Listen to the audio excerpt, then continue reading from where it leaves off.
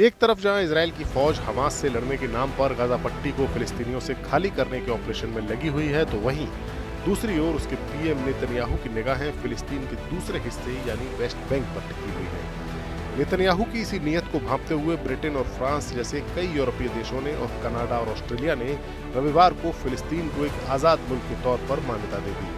इस फैसले से नेतन्याहू बुरी तरह भड़के हुए हैं। ऑस्ट्रेलिया, कनाडा और ब्रिटेन ने फिलिस्तीन को आधिकारिक तौर पर मान्यता दी है। 3 देशों ने 2 राज्यों के समाधान का समर्थन किया है।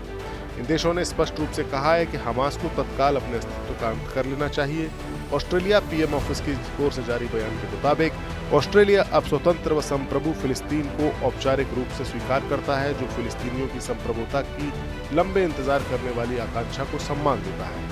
वहीं कनाडा के पीएम मार्क कार्नी ने अपने बयान में कहा कि 1947 से मिडिल ईस्ट में स्थायी शांति के लिए 2 राज्य समाधान हर कनाडाई सरकार की स्थायी नीति रहा है। इस समाधान में एक संप्रभु, लोकतांत्रिक व व्यवहार्य फिलिस्तीन राज्य की कल्पना है, जो इजराइल के साथ शांति और सुरक्षा से अपने भविष्य को संवार सके। वहीं ब्रिटेन के पीएम कीर स्टारमर ने फिलिस्तीनी राज्य को मान्यता देकर शांति की आशाओं को पुनर्जीवित करने का ऐलान किया है। उन्होंने जोर देकर कहा है कि यह कदम हमास के लिए कोई पुरस्कार नहीं है।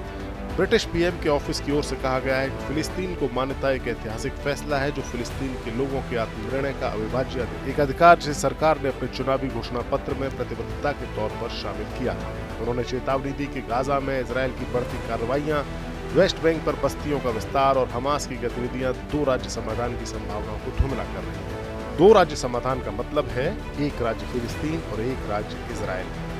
इन देशों के फैसले से नेतन्याहू पूरी तरह खींच गए हैं। उन्होंने और अमेरिका ने इस फैसले पर आपत्ति जताई है। उन्होंने इस फैसले का विरोध किया है और इसे हमास के आतंकवाद को इनाम देने जैसा बताया है। दरअसल इसराइल लगातार 2 राष्ट्र समाधान का विरोध करता रहा है और वेस्ट बैंक में बस्तियां बढ़ाकर भविष्य में फिलिस्तीन राज्य बनने की संभावना को खत्म करता है। नेतन्याहू ने एक बार फिर से स्पष्ट किया है कि इसराइल जॉर्डन नदी के पश्चिम में फिलिस्तीन राज्य की स्थापना नहीं होने देगा।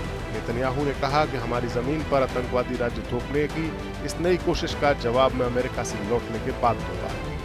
जिन 3 देशों की सरकारों ने फिलिस्तीन को राष्ट्र के तौर पर मान्यता दी है, उनसे नेतन्याहू ने कहा कि 7 अक्टूबर को भयावह नरसंहार के बाद फिलिस्तीन राज्य को मान्यता देने वाले नेताओं के लिए मेरा एक साफ संदेश है। आप आतंकवाद को एक बड़े इनाम से पुरस्कृत कर रहे हैं और मेरे पास आपके लिए एक और मैसेज है कि ऐसा कुछ होने वाला नहीं है। जॉर्डन नदी के पश्चिम में कोई फिलिस्तीन राज्य नहीं होगा। इजरायली विदेश मंत्री गिडियन सार ने भी इस फैसले की निंदा की है और इसे एक गंभीर गलती बताया है। उन्होंने कहा कि दुनिया के अधिकांश देश पहले ही फिलिस्तीन राज्य को मान्यता दे चुके हैं। ये निर्णय पहले भी गलत था, लेकिन जिन सरकारों ने अभी इन्हें मान्यता देने का फैसला किया है, वो अनैतिक, घिनौना और शर्मसार करने वाला काम है। Bureau report, news mission.